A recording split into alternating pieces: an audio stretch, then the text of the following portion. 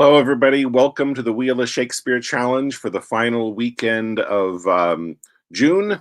We have with us today myself, Sheila, John, Maggie. Sorry, I'm freezing up here. I don't know. I'm sorry. If anybody, give me a second.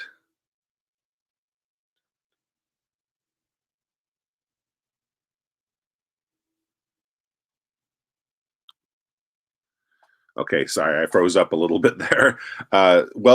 In case nobody heard anything, I'll start over. Welcome again to the Wheel of Shakespeare Challenge for the final week of June. We have with us today myself, Sheila, John, Bill, Maggie, Ted, and Henry. Looks like just joined us. So we're glad to have them all here today.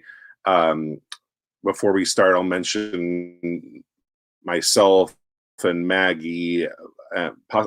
Sheila has participated in it before. I don't know if she's going to be but another thing for Shakespeare fans, Eager Beaver Shakespeare tomorrow is going to be doing a Zoom reading of The Winter's Tale, and I'll be using StreamYard to share the stream here on my YouTube channel as well. So you'll want to check that out.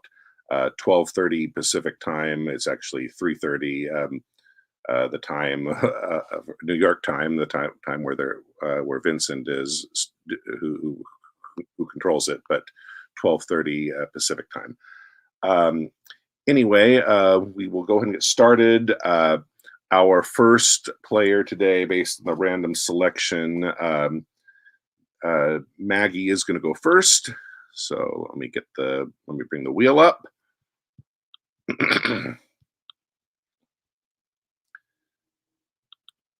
And get Maggie in the stream.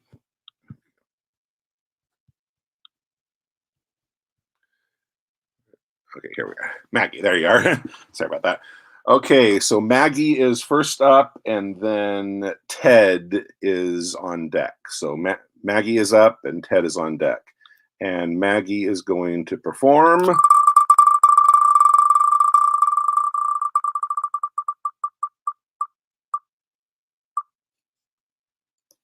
Portia, the quality of mercy is not strained. Oh my. Awesome. Okay, Merchant of Venice 4, Act 4, Scene 1. No, Act 4, Scene, yeah, Act 4, Scene 1. About 173 lines in. It's toward the end. Okay, Merchant of Venice, Act 4, Scene 1. So, Scene 1. And...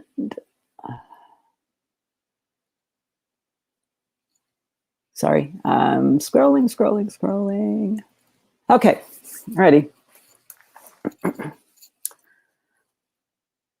The quality of mercy is not strained. It droppeth as the gentle rain from heaven upon the place beneath. It is twice blessed. It blesseth him that gives and him that takes. 'Tis mightiest in the mightiest. It becomes the throned monarch better than his crown.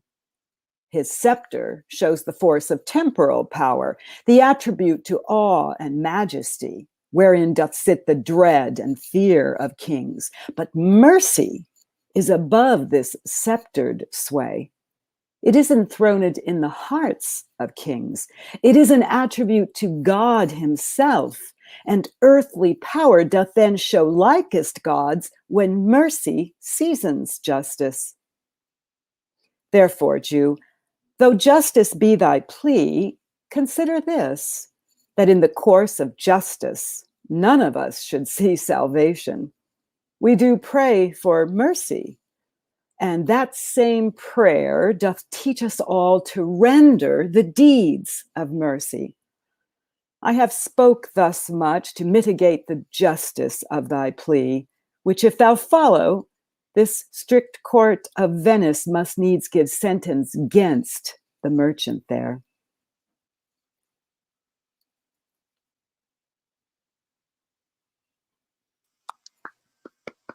Okay, very nicely done. Okay, so let's see, Ted is up next, and Sheila is on deck. Oh, looks like Ted's having connection issues again. That's too bad. Let me see if I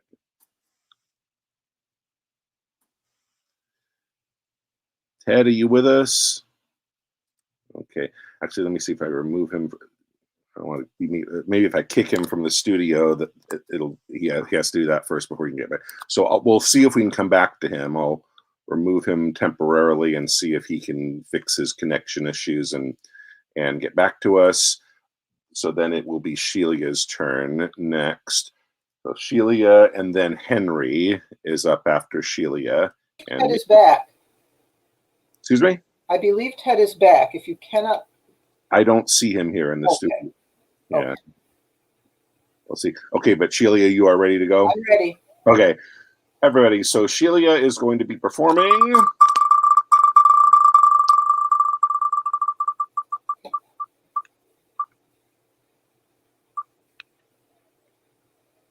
Upon the King, Henry V. Act 4, Scene 1.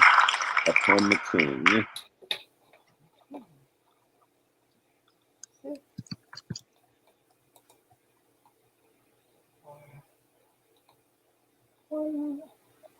So whenever you're ready, go ahead. Let me see. As I'm hopping along here. Now, please tell me how far down it is, because I'm scrolling quickly. I'm seeing a lot of... Oh, there we go. I got it. The soldiers have left. Soliloquy, right? Okay. And by the way, I think Ted has just rejoined us, so we'll have Ted go after you, and then Henry. Okay. I'm going to start a couple lines ahead just to go into that. Indeed, the French may lay 20 French crowns to one. They will beat us, for they bear them on their shoulders. But it is no English treason to cut French crowns, and tomorrow the king himself will be a clipper. Upon the king let our lives, our souls, our debts, our careful wives, our children, and our sins lay on the king. We must bear all, oh, hard condition, twin born with greatness, subject to the breath of every fool, whose sense no more can feel but his own bringing. What infinite heart's ease must kings neglect that private men enjoy, and what have kings that privates have not too, save ceremony, save general ceremony? And what art thou, thou idle ceremony? What kind of God art thou that sufferest more of mortal griefs than do thy worshippers? What are thy rents? What are thy comings in, O ceremony? Show me but thy worth. What is thy soul of adoration? Art thou aught else but place, degree, and form, creating awe and fear in other men, wherein thou art less happy being feared than they in fearing? What drinkst thou oft instead of homage sweet, but poisoned flattery? Oh, be sick great greatness, and bid thy ceremony give thee cure. Think'st thou the fiery fever will go out with titles blown from adulation? Will it give place to flexure and low bending? Canst thou, when thou commandest the beggar's knee, command the health of it? No, thou proud dream, that playest so subtly with a king's repose. I am a king that find thee, and I know 'tis not the balm, the scepter and the ball, the sword, the mace, the crown imperial, the intertissued robe of gold and pearl, the farsed title running for the king, the throne he sits on, nor the tide of pomp that beats upon the high shore of this world. No, Not all these thrice gorgeous ceremony, not all these laid in bed majestical, can sleep so soundly as the wretched slave with a body filled and vacant mind gets him to rest, crammed with distressful bread.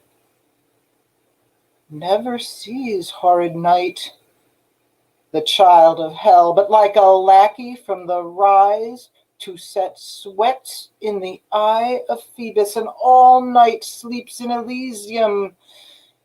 Next day, after dawn, doth rise and help Hyperion to his horse, and follows so the ever-running year with profitable labor to his grave. And but for ceremony, such a wretch, winding up days with toil and nights with sleep, had the forehand and vantage of a king.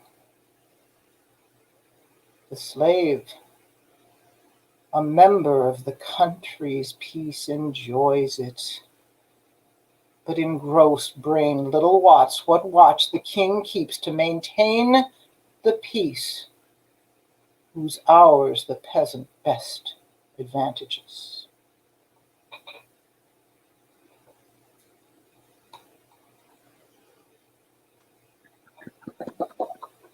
Love that one. Always have.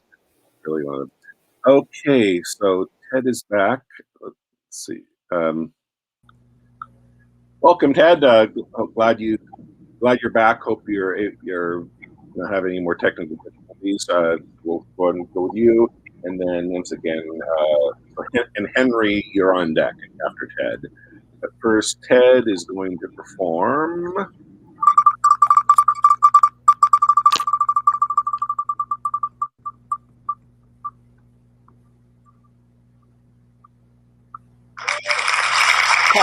Through the forest I have gone, but Athenian found I none. Act 2, Scene 2, about 58 lines in. What? I can't see which production, which play? A Midsummer Night's Dream. Act 2, Scene 2. It begins with "Through the forest I have gone." It's Puck's monologue. Starts with "Through the forest I have gone."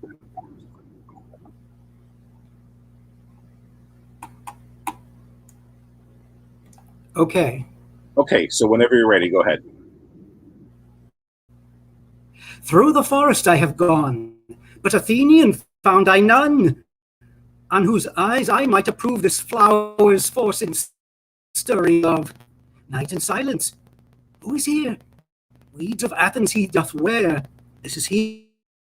He, my master said, despise the Athenian maid, and hear the maiden sleeping sound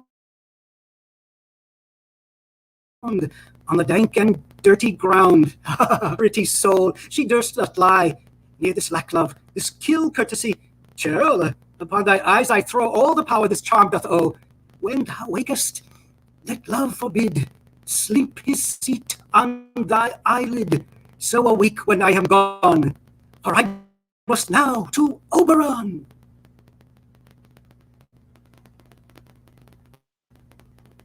Okay, that one was a short but sweet one, and Ted did it very well. So Henry is up next, and then I am on deck.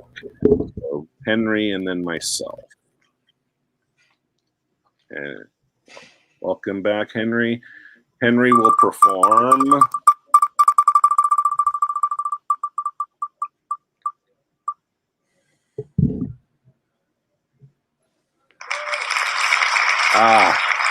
Well, tomorrow and tomorrow and tomorrow.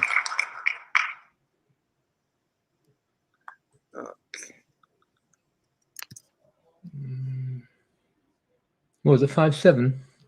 5/7, I believe. You can start with the she should have died hereafter if you're, or you can start with tomorrow, whatever is more comfortable to you.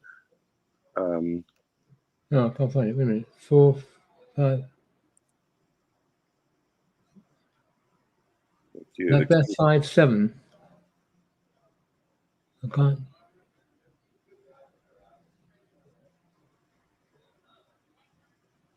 Let me know when you got it.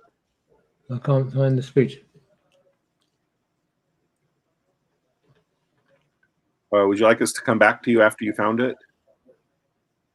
Yes. Well, are you sure it's Act 5, Macbeth Act 5, Scene 7? Let me check, double check. Here. Oh no, Act 5, Scene 5. Oh, Scene 5.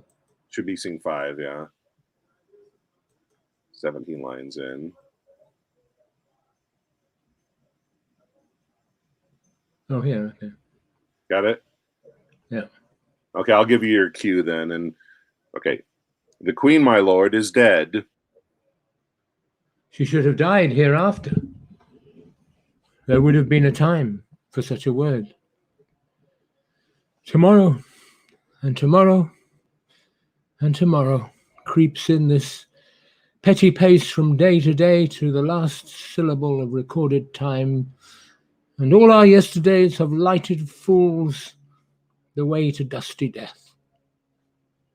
Out, out, brief candle. Life's but a walking shadow, a poor player that struts and frets his hour upon the stage, and then is heard no more. It is a tale told by an idiot, full of sound and fury, signifying nothing.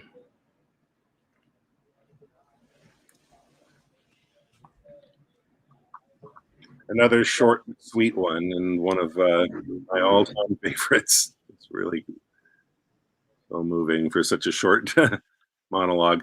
Okay, so I am up next, and then after me, John. John, you are on deck after me. But first, I will perform.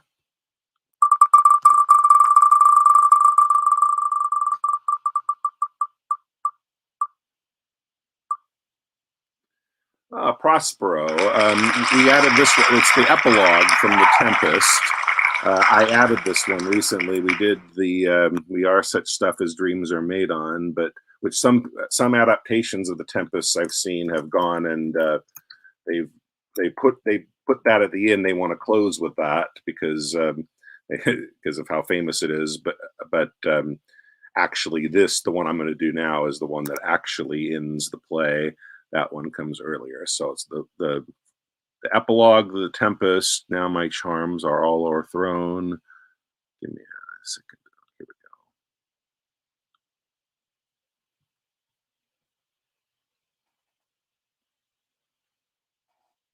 we go. Okay. All set. Now my charms are all o'erthrown, and what strength I have's mine own. Which is most faint, now 'tis true, I must be here confined by you, or sent to Naples. Let me not, since I have my dukedom got. And pardoned the deceiver dwell in this bare island by your spell. But release me from my bands, with the help of your good hands. Gentle breath of yours my sails must fill, or else my project fails. Which was to please, now I want, spirits to enforce, art to enchant. And my ending is despair, unless I be relieved by prayer, which pierces so that it assaults mercy itself, and frees all faults. As you from crimes would pardoned be, let your indulgence set me free.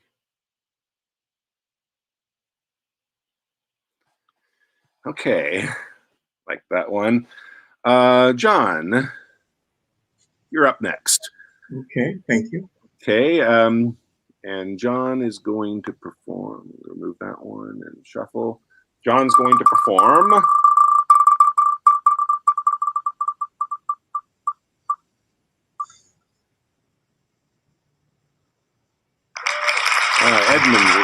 King Lear in a little bit. At the beginning of Act 1, Scene 2, the bastard Edmund.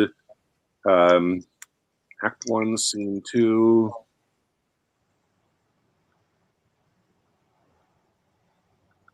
Let's create the banner for you. I know that by heart, but I don't know whether I should consider. Oh. Yeah, that's always that's part of the. If you want to, if players want to give that a try when something comes up, that can be part of the challenge of the randomness. Okay, well, let's try that then. Okay, so just so everyone knows, John is performing off book, so take that into consideration when evaluating how wonderful he's doing. Okay. Thou, nature, art my goddess. To thy law my services are bound. Wherefore should I stand in the plague of custom, and permit the curiosity of nations to deprive me, for that I am some 12 or 14 moonshines lag of a brother? Why, bastard? Wherefore base, when my dimensions are as well compact, my mind is generous, and my shape is true as honest Adam's issue? Why brand they us with baseness, bastardy, base? Who in the lusty stealth of nature take more composition and fierce quality, than doth within a dull, stale, tired bed go to the creating a whole tribe of fox got between us sleep and wake? Well then, legitimate Edgar, I must have your land. Our father's love is to the bastard, Edmund is to the legitimate. Fine word, legitimate. Well, my legitimate, if this letter speed and my invention thrive, Edmund the base shall top the legitimate. I grow, I prosper. Now, gods, stand up for bastards. Very good. Very good off-book performance of a great monologue. Okay, Bill is up. So we have Bill and Eleanor. Eleanor joined us late, so we're glad she made it. So Bill and then Eleanor, and then we're done with monologues. Then we will move on to scenes. So let's see, Bill. Where's Bill? Here he is. Hey, Bill. Yeah. Bill is going to do.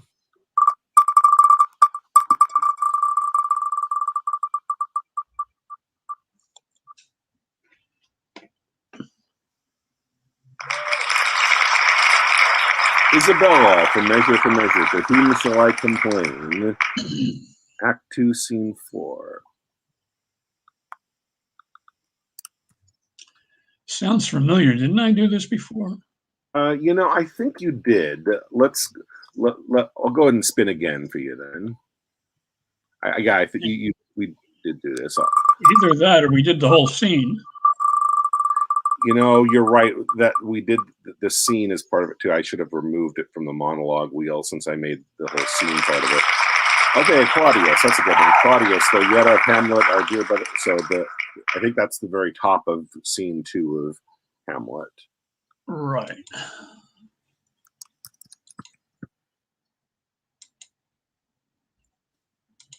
So you got it? I got it. Okay, so whenever you're ready, go ahead.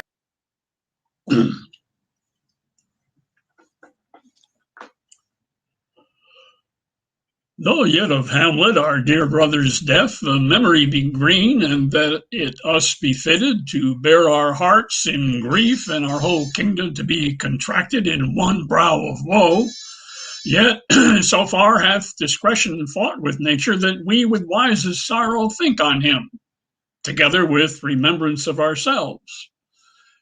Therefore, our sometime sister, now our queen, the imperial jointress to this warlike state, have we, as 'twere, with a defeated joy, with an auspicious and a dropping eye, with mirth in funeral, and with dirge in marriage, in equal scale, weighing delight and dole, taken to wife. Nor have we herein barred your better wisdoms, which have freely gone with this affair along. For all, our thanks. Now follows that you know young Fortinbras, holding a weak supposal of our worth, or thinking by our late dear brother's death our state to be disjoint and out of frame, colleagued with the dream of his advantage, he hath not failed to pester us with message, importing the surrender of those lands lost by his father, with all bonds of law to our most valiant brother. So much for him. Now for ourself, and for this time of meeting. Thus much the business is. We have here writ to Norway, uncle of young Fortinbras, who, impotent and bedrid, scarcely hears of this his nephew's purpose, to suppress his further gait herein, and that the levies, the lists, and full proportions are all made out of his subject. And we here dispatch you, good Cornelius, and you, Voltaman, for bearers of this greeting to old Norway, giving to you no further personal power to business with the king, more than the scope of these delated articles allow. Farewell, and let your haste commend your duty.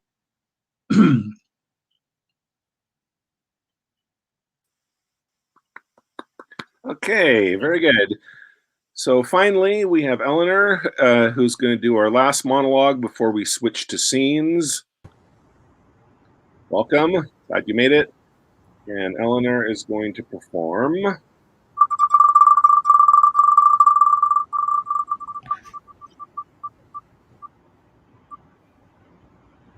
But that's the one that Bill had spun, perfect. So we will get to see somebody else do that one. He had already spun that one before. So to whom shall I complain? Act 2, Scene 4 is about 170 lines. It's toward the end, I believe, of the scene. Could someone send me a link, please?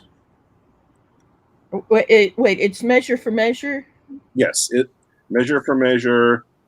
I think I should be able to find it amongst Act 2, my Scene 4. press ones. Let's see whether... Oops.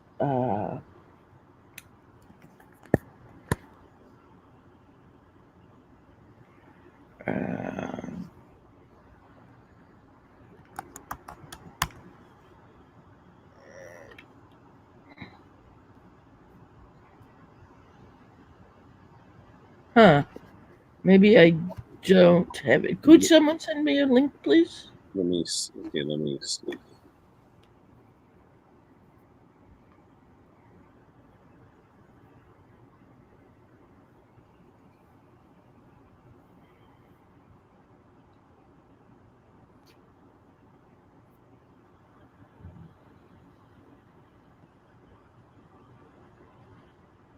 Okay, I just sent the link to the scene, and it's the very end of that scene that I sent the link to. Okay. Scrolling down. Okay. And now I will...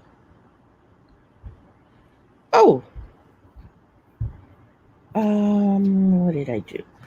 I know what I did wrong. I need to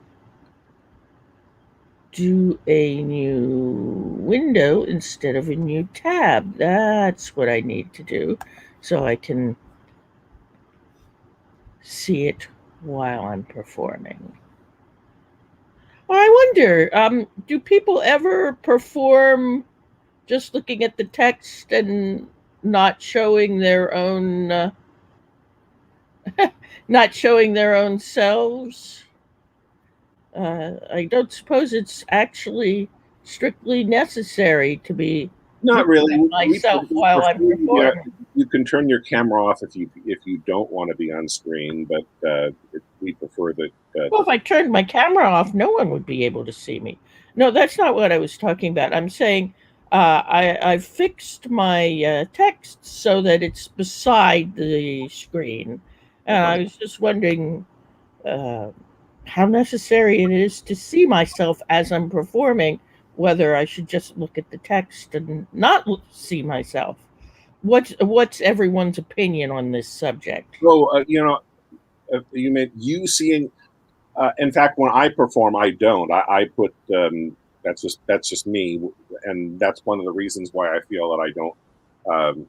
I think that helps me. The fact that I'm not distracted by myself. I put the script in front of myself, so I'm just performing and not letting the sight of myself distract myself. So that's what I do. That doesn't have to be the way you do it. Okay. Well, I have, wait. Yes, I now have it all set up. Okay, so whenever you're ready, go ahead. Mhm. To whom should I complain?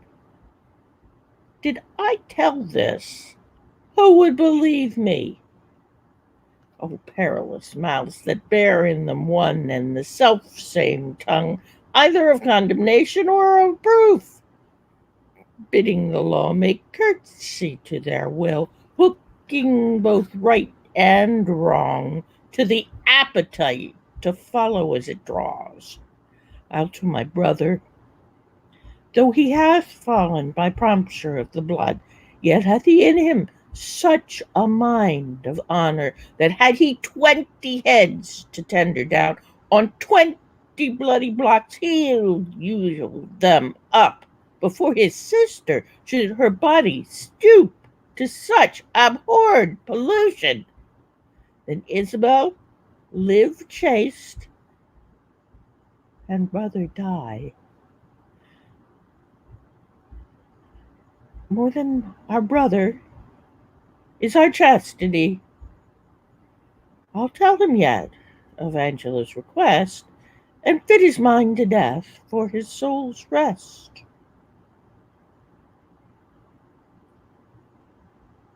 Okay, good job on the monologues today, everybody. We'll now move on to the scenes. The one that we had predetermined from last week is King Lear, Act 3, Scene 4.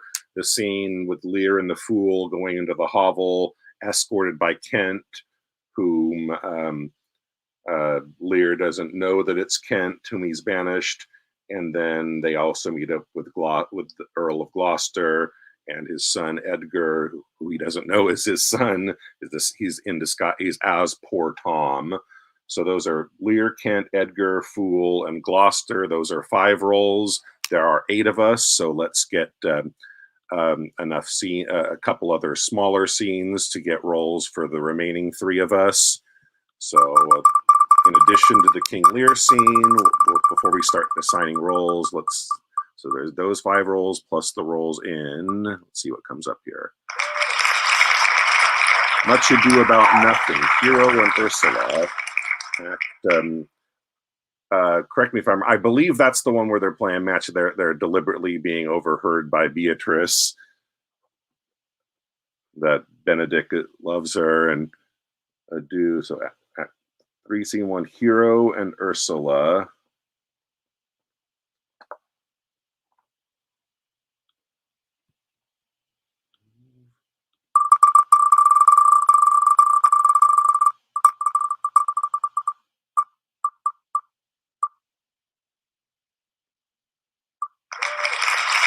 And the Merry Wives of Windsor, Mrs. Page and Mrs. Ford. Merry Wives of Windsor, Act 2, Scene 1.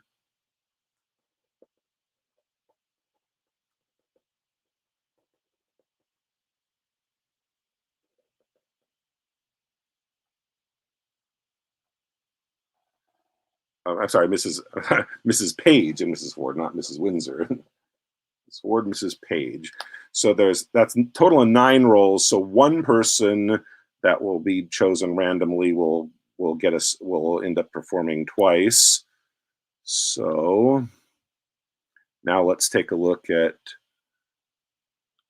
who's going to get the first choice amongst those roles. And again, reading them off again, the roles are in Lear, Kent, Edgar, Fool, and Gloucester. In Much Ado, Hero and Ursula. In Merry Wives, Mrs. Ford and Mrs. Page. So our players here. Eliminate the people that aren't here.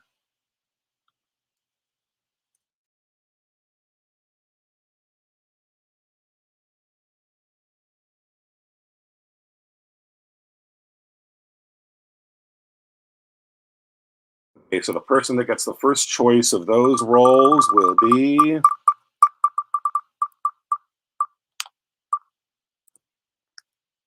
Ted. Ted gets first choice. What would you like? Who would you like to be? Edgar? Edgar? Yes? Okay. Up next. Next choice will be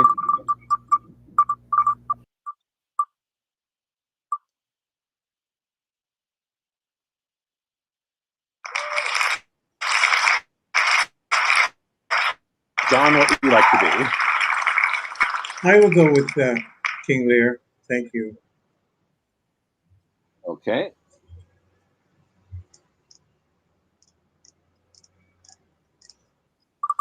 And the next choice will be made by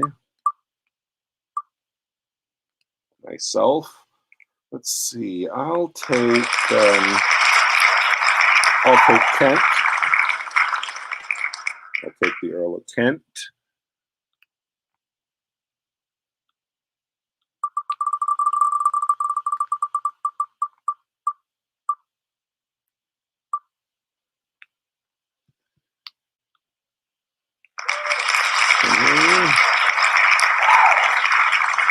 Mrs. Page.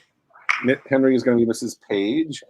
That's good. The randomness of the wheel worked, and we got a lot of women roles here. So inevitably, one man was going to have to play a female character. So that helped. Next choice, Celia. Hi. What would you like? I said the hero is a woman, right? Yes. I'm taking hero. Hero. Okay. Yeah.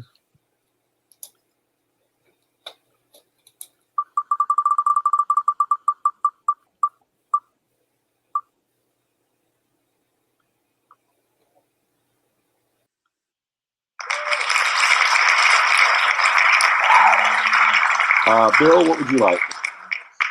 How about the Fool? Okay, the Fool. Awesome.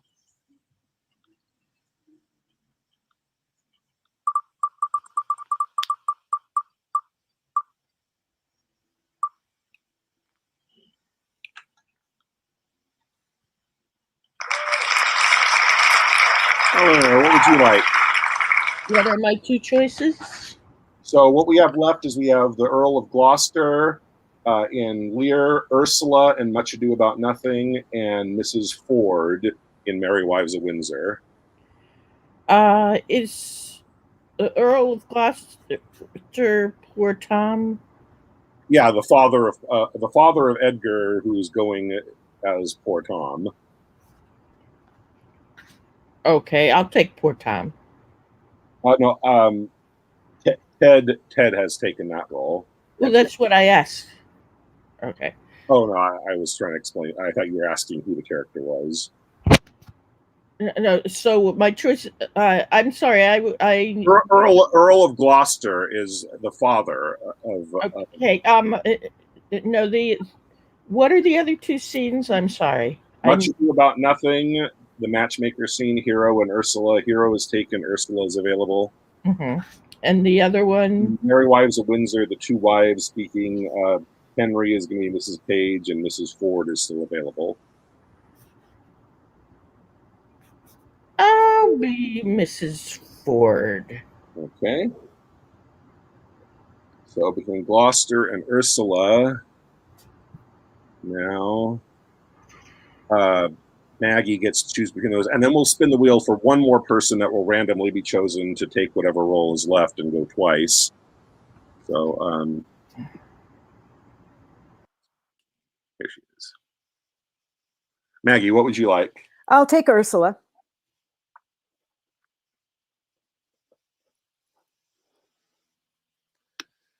Okay, so let's randomly determine who's going to be Gloucester. So I'll remove the people that aren't here, as well as the people that are already in that scene.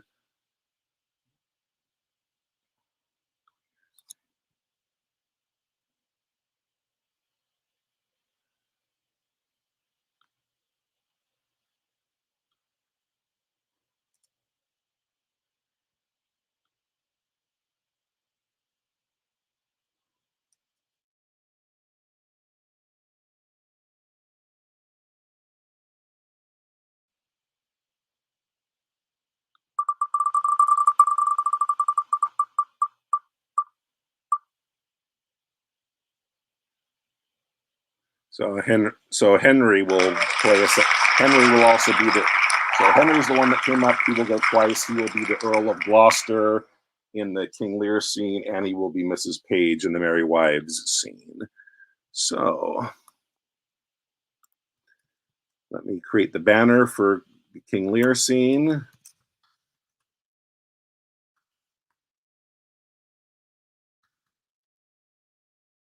And let's everybody find that.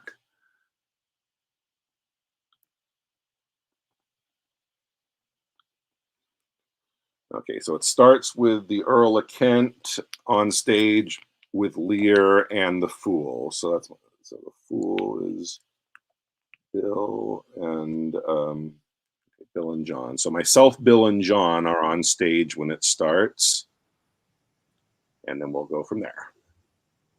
Actually, it looks like I start the scene. Is everybody? You guys ready? Okay. Here is the place, my lord. Good my lord, enter. The tyranny of the open night's too rough for nature to endure. Let me alone. Good my lord, enter here. Will break my heart. I had rather break mine own.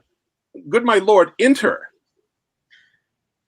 Thou think'st 'tis much that this contentious storm invades us to the skin. So 'tis to thee. But where the greater malady is fixed, the lesser is scarce felt. Thou shouldna bear, but if thy flight lay toward the raging sea, couldst thou the bear the mouth? When the mind's free, the body's delicate, the tempest is in my mind, doth from my senses take all feeling else save what beats there. Filial ingratitude, is it not as this mouth should tear his hand for lifting food to it? But I will punish home. No, I will weep no more, in such a night to shut me out. Pour on, I will endure, in such a night as this. O Regan Goneril, your old kind father, whose frank heart gave all. Oh, that way madness lies. Let me shun that. No more of that. Good my lord, enter here. Pray thee, go in thyself. Seek thine own ease. This tempest will not give me leave to ponder on things would hurt me more. But I'll go in. In, boy, go first, your houseless poverty. Nay, get thee in, I'll pray, and then I'll sleep.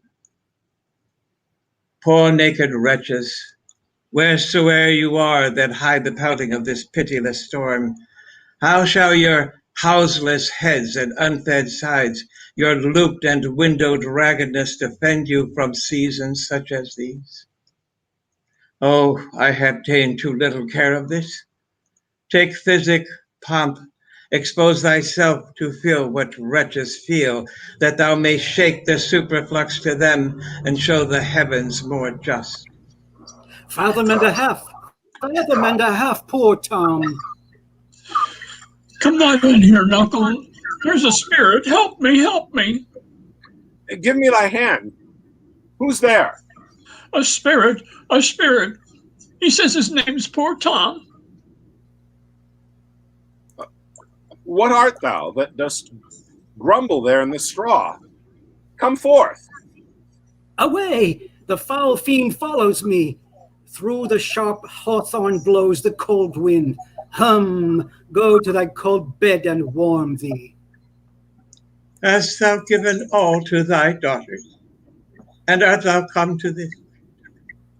Who gives anything to poor Tom, whom the foul fiend hath led through fire and through flame, and through ford and whirlpool, ere bog and quagmire, that hath laid knives under his pillow and halters at his pew, set rat's bane by his porridge, made film proud of heart, to ride on a bay trotting horse over 4-inch bridges, to course his own shadow for a traitor. Bless thy 5 wits, Tom's a cold, oh do dee dee do dee do.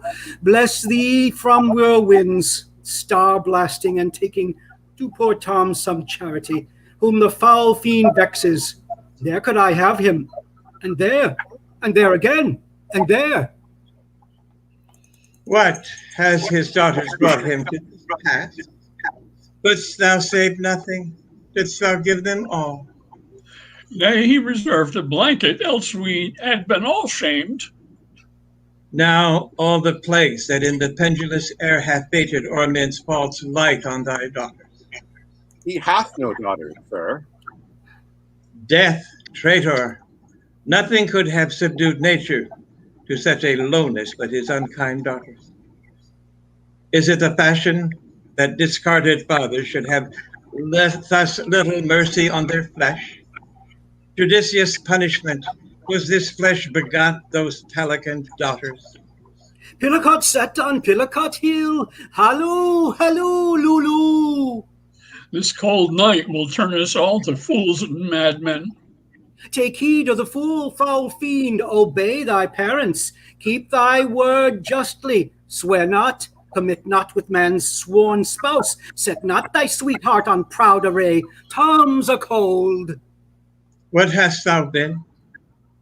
A serving man, proud in heart and mind, that curled my hair, wore gloves in my cap, served the lust of my mistress's heart, and did the act of darkness with her, swore as many oaths as I spake words, and broke them in the sweet face of heaven, one that slept in the contriving of lust, and waked to do it. Wine loved I deeply, dice dearly, and in woman out paramored the Turk, false of heart, light of ear, bloody of hand, hog in sloth, fox in stealth, wolf in greediness, dog in madness, lion in prey. Let not the creaking of shoes nor the rustling of silks betray thy poor heart to woman. Keep thy foot out of brothels, thy hand out of plackets, thy pen from lenders' books, and defy the foul fiend. Still through the hawthorn blows the cold wind, says Sum Unhanodani. Dolphins, my boy, sister, let him trot by. Why, thou wert better in thy grave than to answer with thy uncoveted body this extremity of the skies.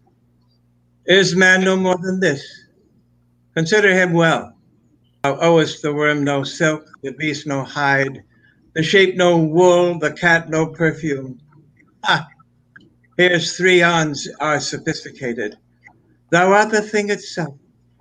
Unaccommodated man is no more but such a poor bear, porked animal as thou art. Off, you lendings, come unbutton here. Prithee, Knuckle, be contented, 'tis a naughty night to swim in.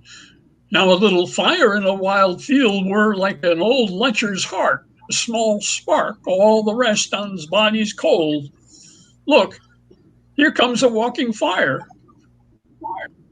This is the foul fiend Flibberty-Gibbet.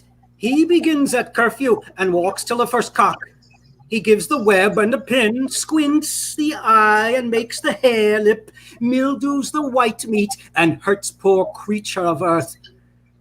With whole-footed, thrice the old, he met the nightmare and her ninefold, bid her alight and her troth plight, and aroint thee which aroint thee.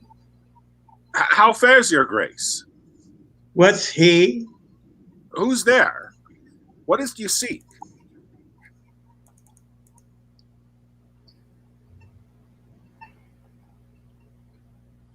Poor Tom. What are you there? Your names? Poor Tom that eats the swimming frog, the toad, the tadpole, the wall newt, and the water, that in the fury of his heart, when the foul fiend rages, eats cow dung for salads, swallows the old rat and the ditch dog, drinks the green mantle of the standing pool, who is whipped from tithing to tithing, and stock punished and imprisoned, who hath 3 suits to his back, 6 shirts to his body, horse to hide, and weapon to wear. But mice and rats and such small deer have been Tom's food for 7 long year. Beware, my follower. Peace, Smokin. Peace, thou fiend. What? Hath your grace no better company? The Prince of Darkness is a gentleman. Modo he's called, and Mahu. Our flesh and blood is grown so vile, my lord, that it doth hate what it gets. Oh, Tom's a cold. Go in with me. My duty cannot suffer to obey in all your daughter's hard commands. Though their injunction be to bar my doors and let this tyrannous night take hold upon you, yet I have ventured to come seek you out and bring you where both fire and food is ready. First, let me talk with this philosopher. What is the cause of thunder? Good my lord, take his offer. Go into the house. I'll take a word with this same learned Theban. What is your study? How to prevent the fiend and to kill vermin. Let me ask you one word in private. Importune him once more to go, my lord. His wits begin to unsettle. Canst thou blame him? His daughters seek his death. Ah, that good Kent, he said it would be thus, poor banished man. Thou sayest the king grows mad. I'll tell thee, friend, I am almost mad myself. I had a son, now outlawed from my blood. He sought my life, but lately, very late. I loved him, friend, no father, his son dearer. True to tell thee, the grief that hath crazed my wits. What a night's this, I do beseech your grace. Oh, cry your mercy, sir. Noble philosopher, your company. Tom's a cold. In, fellow, there, into the hollow, keep thee warm. Come, let's in all. This way, my lord. This way, my. Oh. With him, I will keep still with my philosopher. Good my lord, soothe him. Let him take the fellow. Take him on you. Sirrah, come on. Go along with us. Come, good Athenian. No words, no words. Hush. Child rolling to the dark tower came. His word was still, FIFO and FUM. I smell the blood of a British man.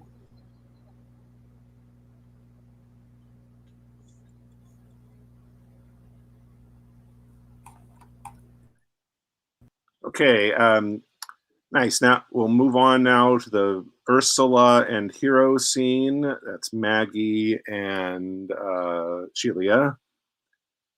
Much ado about Shelia. Yes. Ready. Okay. Now, Ursula, when Beatrice doth come, as we do trace this alley up and down, our talk must only be of Benedict. When I do name him, let it be thy part to praise him more than ever man did merit. My talk to thee must be how Benedict is sick in love with Beatrice. Of this matter is little Cupid's crafty arrow made that only wounds by hearsay. Now, begin. For look where Beatrice, like a lapwing, runs close by the ground to hear our conference. The pleasantest angling is to see the fish cut with her golden oars the silver stream and greedily devour the treacherous bait. So angle we for Beatrice, who even now is couched in the woodbine coverture. Fear you not my part in the dialogue. Then go we near her, that her ear lose nothing of the false sweet bait that we lay for it. No, truly, Ursula, she is too disdainful. I know her spirits are as coy and wild as haggards of the rock.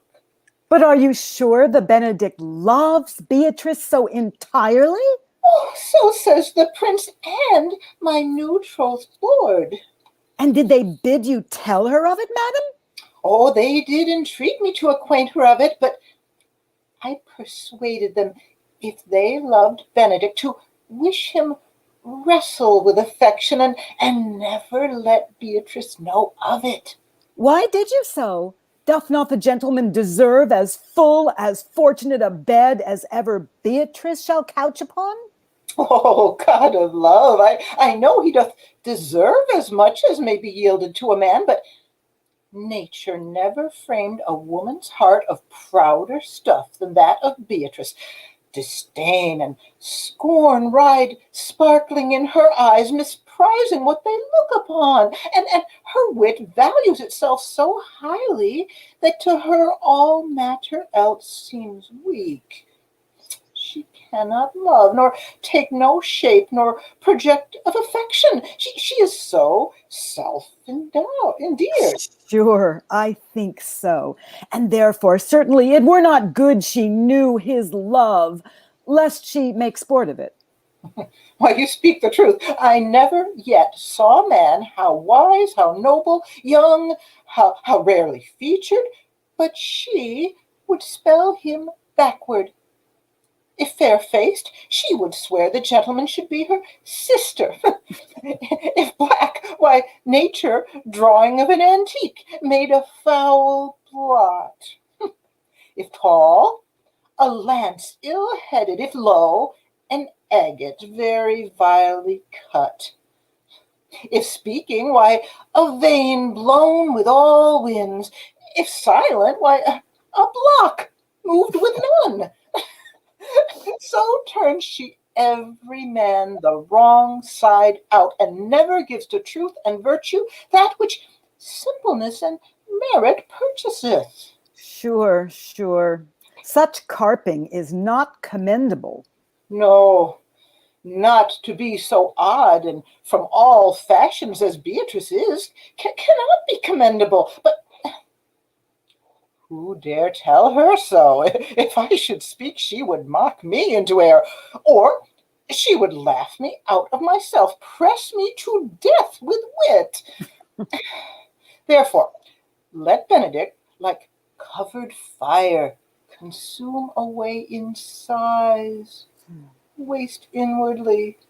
It were better death than die with mocks, which is as bad as die with tickling.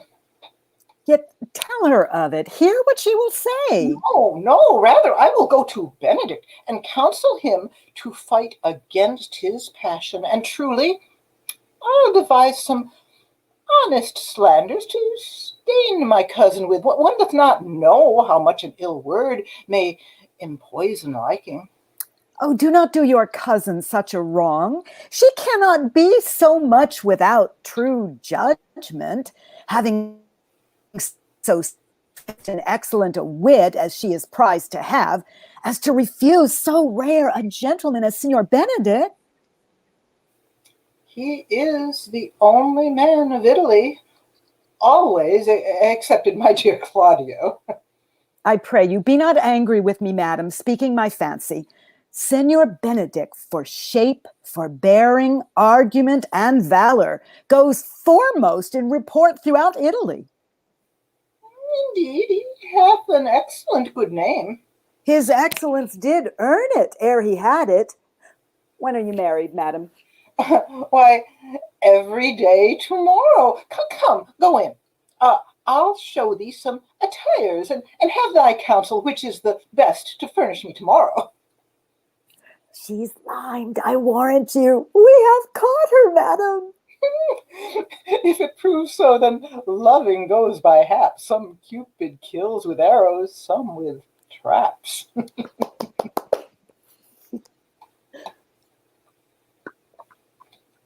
Very nice. I love that whole play so much. It's totally my favorite of the comedies. But great job. So lastly, we have Mistress Page and Mistress Ford, and they're going to be played by Henry and Eleanor. How do I put that in? You both have, so at the start of the scene, it starts with I'll take Eleanor out briefly. It starts with just Mistress Page on Ford reading the letter, and then Mistress Ford comes in. and they'll take it when they exit and their husbands come in. Ah, she has a whole monologue first, then before the scene starts. Yeah. So, but we'll start with that. It's not on the monologue wheel, so we'll go ahead and start with the monologue until you come in. So. What? Have I escaped love letters in the holiday time of my beauty, and am I now subject for them? Let me see. Ask me no reason why I love you, for though love use reason for his physician, he admits him not for his counsellor. You are not young, no more am I. Go to, then, there's sympathy. You are merry, so am I. Ha ha, then there's more sympathy. You love sack, and so do I. Would you desire better sympathy? Let it suffice thee, Mistress Page, at the least of the love of a soldier can suffice, that I love thee. I will not say pity me, 'tis not a soldier-like phrase, but I say love me. By me, thine own true knight, by day or night, or any kind of light, with all his might, for thee to fight, John Falstaff. Oh, what the Herod of Jewry is this? A wicked world, one that is well nigh worn to pieces with age to show himself a young gallant. What an unweighed behaviour hath this Flemish drunkard picked with the devil's name out of my conversation, that he dares in this manner assay me. Why, he hath not been thrice in my company. What should I say to him? I was then frugal of my mirth. Heaven forgive me, why I'll exhibit a bill in the Parliament for the putting down of men. How shall I be revenged on him? Ah, for revenge I will be, as sure as his guts are made of puddings.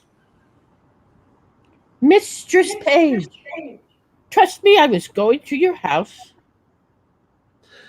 And trust me, I was coming to you. You look very ill. Nay, I'll never believe that. I have to show to the contrary. Faith, but do you, in my mind? Well, I do then. Yet I say, I could show you to the contrary. Oh, Mistress Page, give me some counsel. What's the matter, woman? Oh, woman, if it were not for one trifling respect, I could come to such honor. Hang the trifle, woman, take the honor. What is it? Dispense with trifles, what is it? If I would but go to hell for an eternal moment or so, I could be knighted. What? Thou liest. Sir Alice Ford, these knights will hack, and so thou shouldst not alter the article of thy gentry. We burn daylight. Here, read, perceive how I might be knighted. I shall think the worse of fat men, as long as I have an eye to make difference of men's liking, and yet he would not swear, praise women's modesty, and gave such orderly and well-behaved reproof to all uncomeliness that I would have sworn his disposition would have gone to the truth of his words. But they do no more adhere and keep place together than the 100 psalms to the tune of Greensleeves. What tempest, I trow, through this whale, with so many tons of oil in his belly, ashore at Windsor? How shall I be revenged on him? I think the best way were to entertain him with hope, till the wicked fire of lust have melted him in his own grease. Did you ever hear the like? Letter for letter, but that the name of Page and Ford differs. To thy great comfort in this mystery of ill opinions, here's the twin brother of thy letter. But let thine inherit first, for I protest, mine never shall. I warrant he hath 1,000 of these letters, writ with blank space for different names, sure, more, and these are of the second edition. He will print them out of doubt, for he cares not what he puts into the press, when he would put us too. I'd rather be a giantess and lie under Mount Pelion. Well, I will find you 20 lascivious turtles ere one chaste man. Why, this is the very same. The very hand, the very words. What does he think of us? Nay, I know not. It makes me almost ready to wrangle with mine own honesty. I'll entertain myself like one that I am not acquainted withal, for sure. Unless he knows some strain in me that I know not myself, he would never have boarded me in this fury. Boarding, call you it. I'll be sure to keep him above deck. So will I. If he come under my hatches, I'll never to see again. Let's be revenged on him. Let's appoint him a meeting. Give him a show of comfort in his suit, and lead him on with a fine baited delay till he hath pawned his horses to mine host of the garter. Nay, I will consent to act any villainy against him that may not sully the chariness of our honesty. How that if my husband saw this letter, it would give eternal food to his jealousy. Why, look, where he comes. And my good man, too, he's as far from jealousy as I am from giving him cause, and that, I hope, is an unmeasurable distance. You are the happier woman. Let's consult together against this greasy knight. Come hither. Well, I hope it be not so. We finished. Very nice, you do. So Falstaff, such a beloved character of Shakespeare, looking at his buffoonery. Beloved? You know, Greasy knight? Not by me. I think people know what I mean.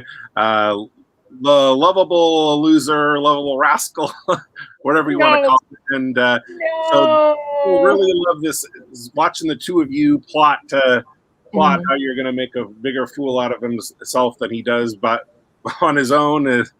That's a lot of fun. People love watching, beloved in that way. They love watching him make an ass of himself, and watching the two of you prepare to make an even bigger ass of himself than he does on his own. That was really, it sets the stage for all the hilarity to come in that play. Anyway, fun scene, really fun scene, isn't it? Yeah, fun scene. And so that closes for today. We will spin once more to see what's the larger scene that we're going to do next week.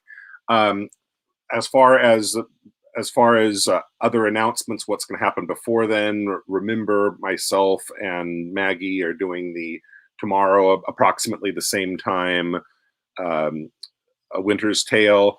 And I was going to say, I just realized that if anybody else has any other announcements, I can't put all 8 of us in the stream at one time, but I'm just going to, while I'm spinning for the larger scene, that's when you can just leave me in private chat saying that you have an announcement you'd like to make, and I'll add you to the stream after we spin to make that announcement.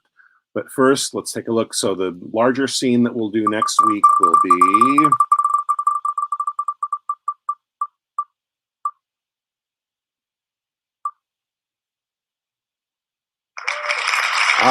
the opening scene of Coriolanus, where the citizens are rebelling. Menenius, the friend of Caius Marcius, soon to be Coriolanus, is trying to quiet them down, speaking as the elitist that he is.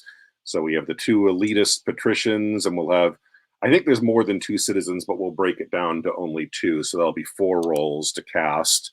We'll split in half the lines of the citizens that are up in arms against the rich and powerful that Menenius and Marcius represent. So it'll be the opening scene of Coriolanus. And let me see.